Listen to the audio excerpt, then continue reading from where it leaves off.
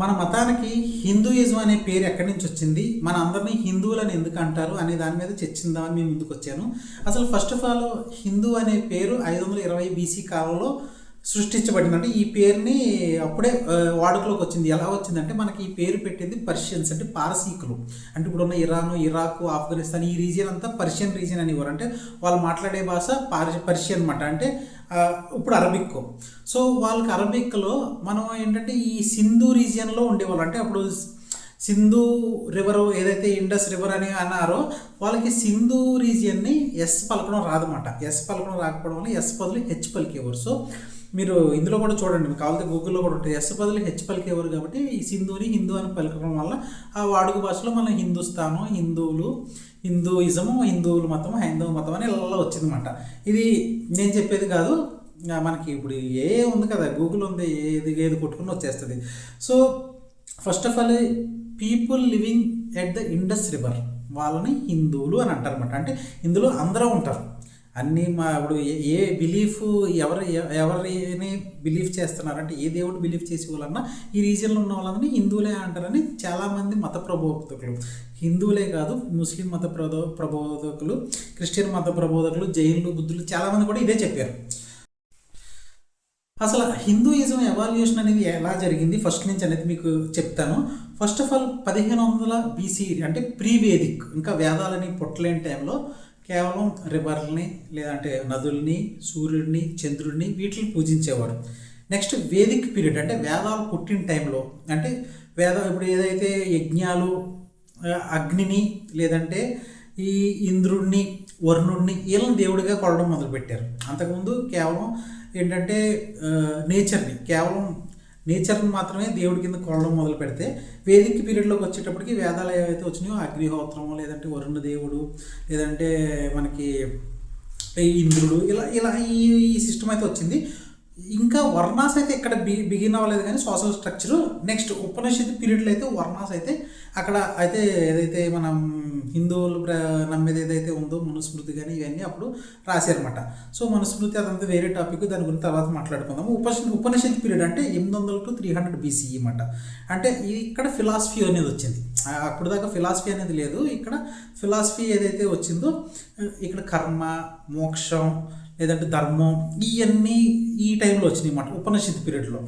So దాని తర్వాత ఏంటంటే ఎపిక్ అండ్ క్లాసికల్ పీరియడ్, అంటే మన రామాయణం, మహాభారతం, భగవద్గీత, భక్తి గురించి, ధర్మాల గురించి, లేదంటే యోగాలో ఇలాగ 6 ఫిలాసఫికల్ స్కూల్స్, అంటే న్యాయం, సఖ్యత, ఇవన్నీ వీటి గురించి ఈ పీరియడ్లో వచ్చినాయి అన్నమాట. ఎపిక్ అండ్ క్లాసికల్ పీరియడ్లో. తర్వాత మిడివల్ పీరియడ్, అంటే ఇక్కడ మనకి టెంపుల్స్ రావడం మొదలుపెట్టి, అంటే సనాతన ధర్మం అనేది ఇంచుమించు ఇక్కడ నుంచి స్టార్ట్ అయిందని చెప్పొచ్చు. అంటే టెంపుల్స్ అయితే అక్షరధామంలో సనాతన ధర్మం గురించి మొత్తం ఒక గుడి అయితే ఉంటుంది అన్నమాట అక్షరధామం ఢిల్లీ దగ్గర. అది చూస్తే అర్థమవుతుంది సనాతన ధర్మ సృష్టికర్త ఎవరు ఇవన్నీ. సో అది అక్కడి నుంచి ఫ్లోర్, అంటే టెంపుల్స్, రిలీజియస్ కల్చర్స్, ఎలాగ మనం భక్తి మూమెంట్ ఎలాగ అర్చన చేయాలి, ఎలా ఏంటి, ఇవన్నీ ఇది ఆ టైంలో వచ్చింది 500 to 1500 బీసీ కాలం నుంచి. సో ఇక్కడ మనకి ఏంటంటే కబీర్ దాస్ వచ్చారు, మీరాబాయి వచ్చారు, రామానుజన్ వచ్చారు. ఇక్కడ అందరూ ఇలా కబీర్ దాసు వీళ్ళంతా, మీరాబాయి వీళ్ళంతా, కబీర్ దాసు ఇప్పుడు ముస్లిము, మీరాబాయి లేదంటే రామానుజం వీళ్ళంతా హిందువులు. సో అప్పుడు హిందూ, ముస్లిం అని ఇదంతా లేదన్నమాట. ఓన్లీ అంతా హిందువులే. కాకపోతే వాళ్ళు కొలిచే దేవుడు అనేది వాళ్ళు ఏంటంటే ఒక దేవుడికి మనకి ఒక నేరో లైన్ ఉంటుంది కదండి, ఇది నా మతం, నా ప్రైవేట్, వాళ్ళు కూడా వాళ్ళ మతం వాళ్ళ ప్రైవేట్ అన్నట్టే ఉండేవారు అనమాట. సో ఇక్కడ మనకి బుద్ధిజం అనేది, జైనిజం అనేది కూడా ఎంటర్ అయ్యింది. లేటర్ ఇస్లాం కూడా ఇక్కడ ఈ టైంలోనే మనకి ఎంటర్ అయిందని మనకి పురాణాల్లో అయితే చెప్తారు అనమాట. So next early modern period, అంటే ఏంటి, Hinduism adapts under Mughal rule and later European. Next మొఘళ్ళు మనల్ని పరిపాలించారు, ఇంచుమించు కొన్ని వందల సంవత్సరాలు పరిపాలించారు, 800 ఏళ్ళు 900 ఏళ్ళు.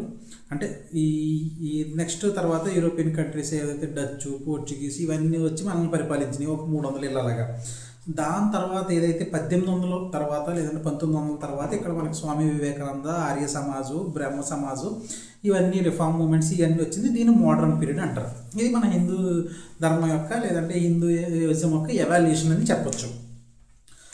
అసలు హిందూ అంటే ఎవరు ఏంటి అనేది నేను ఉండవల్లి అరుణ్ కుమార్ గారి స్పీచ్ విన్న తర్వాత నేనైతే ఒక చోటన ఆయన చెప్పడం బట్టి నేను అసలు ఆ యొక్క కేసు ఏంటి, ఆ స్టడీ ఏంటని చూస్తే 1966లో చీఫ్ జస్టిస్ గజేంద్ర గడ్కర్ అనే అతను సుప్రీంకోర్టు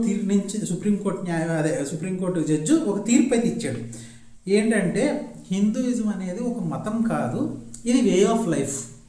అంటే ఇక్కడ అందరూ ఉంటారన్నమాట, అన్ని మతాల వాళ్ళు ఇందులో ఉంటారు. ఇది ఒక మతానికి సంబంధించింది కాదని when we think of the Hindu religion, అంటే హిందూ మతం గురించి ఆలోచించినప్పుడు we find it difficult, it is impossible also. అంటే దాన్ని స్పష్టంగా నిర్వర్తించడం, అంటే దాని గురించి దాని అర్థం చెప్పడం అనేది చాలా కష్టం, కొన్నిసార్లు అసాధ్యం కూడా అని. Unlike other religions in the world, ప్రపంచంలో ఇతర మతాల్లాగా the Hindu religion does not claim any one prophet.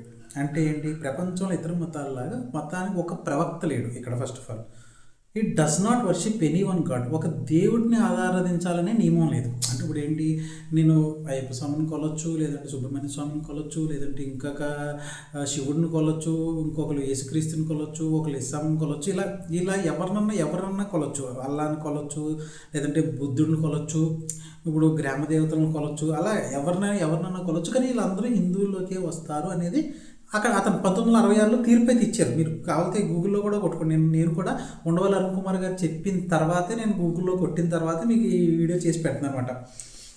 It does not subscribe to any one dogma, అంటే ఒక సిద్ధాంతం లేక ఒక తాత్విక భావానికి ఇది పరిమితం కాదు.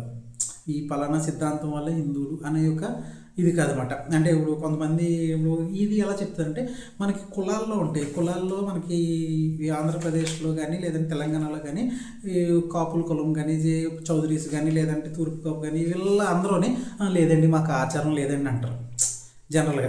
ఇది ఏదన్నా మాకు ఇప్పుడు ఏదన్నా శుభకార్యాలకు కానీ దేనికన్నా లేదండి మా కులపోలకి ఈ ఆచారం లేదంటే అంటారు. అంటే ఏ ఆచారం పాటించినా సరే నువ్వు అల్టిమేట్గా హిందూగానే వస్తావు. ఎందుకంటే ఈ రీజియన్లో ఉన్న వాళ్ళందరూ హిందువులే ఫస్ట్ ఆఫ్ ఆల్. అది ఎవరు చెప్పారు? పర్షియన్స్ చెప్పారు, మనం చెప్పలేదు. పర్షియన్ వాళ్ళు సింధువుని హిందూగా వాళ్ళు పలకడం రాక, పలకడం రాక హిందూగా ఎక్కడైతే మార్చి చెప్పగలిగారో అప్పటి నుంచి మనకి ఇది వచ్చింది తప్ప ఇది మనం ఒక మతం కాదని గజేంద్ర గడ్కర్ జస్టిస్ ఇతను చెప్పాడు అనమాట. So it does not follow any one set of religious rites or performances. ఒకే విధమైన పూజా విధానాలు లేదా ఆచారాలు కూడా తప్పనిసరి కాదు ఇక్కడ. ఇప్పుడు ఒక చోటను ఒకలా పూజ చేస్తారు. ఈ వర్గం వాళ్ళు కానీ, ఈ క్యాస్ట్ వాళ్ళు కానీ, ఈ ప్రాంతం వాళ్ళందరూ ఒకలా పూజ చేస్తారు, ఇంకోలా పూజ చేస్తారు. ఇప్పుడు నార్త్లో ఒకలా పూజ చేస్తారు, అక్కడ కృష్ణుడు ఇంకో రూపంలో ఉంటాడు, సౌత్లో కృష్ణుడు ఇంకో రూపంలో ఉంటాడు, లేదంటే మనకు భద్రాద్రిరాముడు ఒక రూపంలో ఉంటాడు, అయోధ్య రాముడు ఒక రూపంలో ఉంటాడు. అలాగే ఏ రూపంలో ఒకే దేవుడిని చూసినా సరే మీరు అందరూ అల్టిమేట్గా ఇది హిందూ రీజియన్లో ఉన్న వాళ్ళు కాబట్టి హిందువుల కింద వస్తామంటారు. సో అసలు in fact it does not appear to satisfy the narrow traditional feature of any reason. అంటే అసలు చూస్తే సాధారణంగా మన మతానికి అంటించే పరిమిత లక్షణాలు హిందూ మతానికి సరిపోమాట. అంటే పరిమితి, దీనికే పరిమితం, వీళ్ళే హిందువులు అని చెప్పడానికి లేదు, మొత్తం అందరూ ఇందులోకే వస్తారు. ఇది ఒక జీవన ఆధారం, అంటే జీవించే మార్గం తప్ప ఇది మతం కాదు. It's not a religion, it's a way of life అని ఇదైతే తీర్పు అయితే ఇచ్చారన్నమాట. కావాలంటే మీకు నేను లింక్ కూడా షేర్ చేస్తాను కింద. సో ఇది మాట మనకి వచ్చింది, అక్కడి నుంచి హిందూ అనే పేరు వచ్చిందని నేను చూసిన దాన్ని బట్టి, ఈ ఏదైతే మొత్తం చదివిన దాన్ని బట్టి నాకు అర్థమైంది. సో ఇవాళ ఈవెన్ ఇప్పుడు ఇందులో చాలామంది ఉంటారు, ఎథిస్టులు కూడా హిందువులే, అర్థమైందా? ఈ రీజియన్లో పుట్టిన ఎథిస్ట్స్ కానీ, లేదంటే బహు దేవతారాధన చేసేవాళ్ళు కానీ, సర్వ ఆరాధన అంటే అందరూ ఉన్నారు అని. బహు అంటే ఇతనే 4-5 దేవుళ్ళని కొలుస్తాడు. సర్వాధారణ అంటే ఆరాధన అంటే అందరు దేవుళ్ళు ఉన్నారని. అందరు దేవుడు ఒకడే, మోనోథిస్టిక్ అంటే అందరూ ఒకడే ఏకాంత స్వరూపుడు అని నమ్మేవాళ్ళు. వీళ్ళందరూ కూడా అన్ని దేవుడు లేదు అని చెప్పేవాడు. అంటే ఎథిస్ట్ కూడా హిందూ కింద లెక్క వస్తాడని చెప్పి ఇందులో చెప్పబడింది అనమాట. ఇది దీని యొక్క సారాంశం.